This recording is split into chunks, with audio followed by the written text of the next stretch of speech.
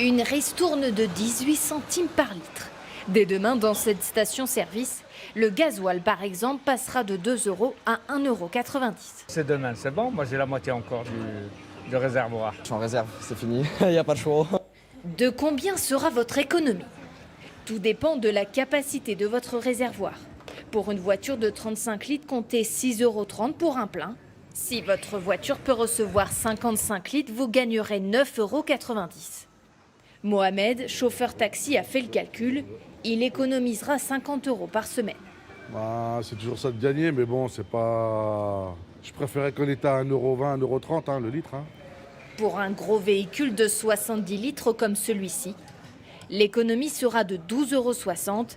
Jonathan, chef d'entreprise, s'en félicite. Ça fait déjà en moins sur la facture finale. Au lieu de mettre un plein pour 120 ou 130 €, on va en avoir pour 90, 100 €, c'est déjà mieux. Entre 6 et 12 € pour un plein. Un coup de pouce bienvenu pour le pouvoir d'achat. On peut aller boire un verre en terrasse avec madame ou un truc du genre, mais à part ça, sinon, rien de spécial. De nos jours, tout coûte plus cher. Pas de quoi pour autant apaiser la colère de ce gérant d'une entreprise de plomberie. Aujourd'hui, ce que je trouve scandaleux, c'est qu'en Italie, aujourd'hui, on a baissé le gasoil de 30 centimes. En Espagne, alors qu'il était plus cher. En Espagne, il est moins cher qu'en France. Il y a un problème quand même. Déjà appliqué dans quelques grandes surfaces pour les titulaires d'une carte de fidélité, la réduction de 18 centimes s'appliquera jusqu'au 31 juillet.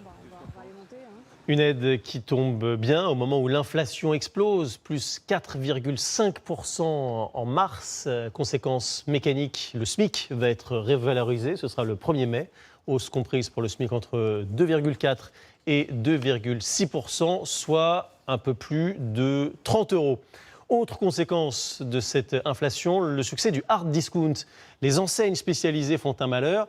Certaines de ces enseignes figurent même aujourd'hui très haut dans le palmarès des magasins préférés des Français. Tiffaine Leproux et Quentin d'Anjou sont allés à la rencontre des clients.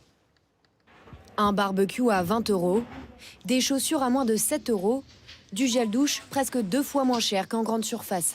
Dans ce bazar hard discount, les clients sont tous venus pour la même chose, la chasse au petit prix. Du coton, les choses pour faire la déco. Et vous avez dépensé combien pour tout ça? Une vingtaine d'euros, là. C'est pas trop cher, quoi. Elles sont moins chères qu'ailleurs, voilà, à 30 à 40% des fois. 1500 références à moins de 1 €. Pour tirer les prix vers le bas, cette enseigne fait fabriquer bon nombre de ses produits en Chine. Autre source d'économie, dans les rayons, pas de fioritures, les allées sont minimalistes et un choix d'articles limité. C'est quand même moins cher. Mais après, je pense que c'est pas vraiment la même qualité. Si certains émettent des doutes sur la qualité, cela n'a pas empêché Action, encore inconnue il y a peu, de se hisser cette année à la 3e place des enseignes préférées des Français, devançant de grands noms comme Amazon, Fnac ou encore McDonald's. Un succès qui n'est pas isolé. Du côté de l'alimentaire et des produits frais, cette chaîne de magasins hard discount gagne aussi des parts de marché. Ces deux retraités ne mettent plus un pied dans les supermarchés classiques. On fait des fruits, des légumes, c'est bien achalandé tous les jours. C'est nettement moins cher.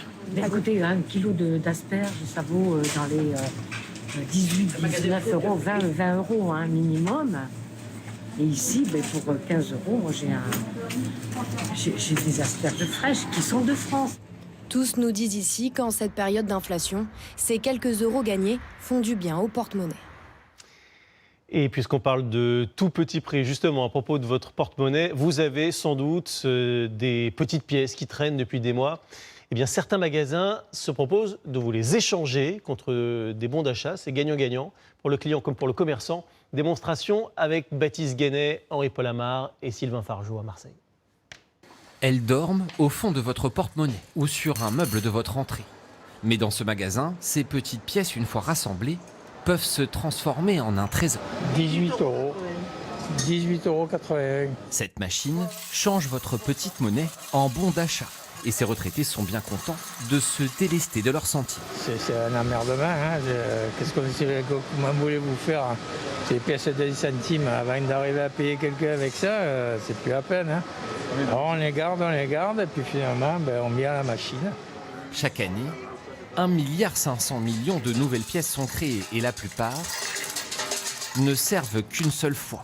C'est les petites pièces qui nous encombrent en fait. Encore les pièces de 1 euro et de 50 centimes, ça va. Pour mettre mais dans les parkings ou quoi. Mais les petites pièces, on s'en sert jamais, absolument jamais.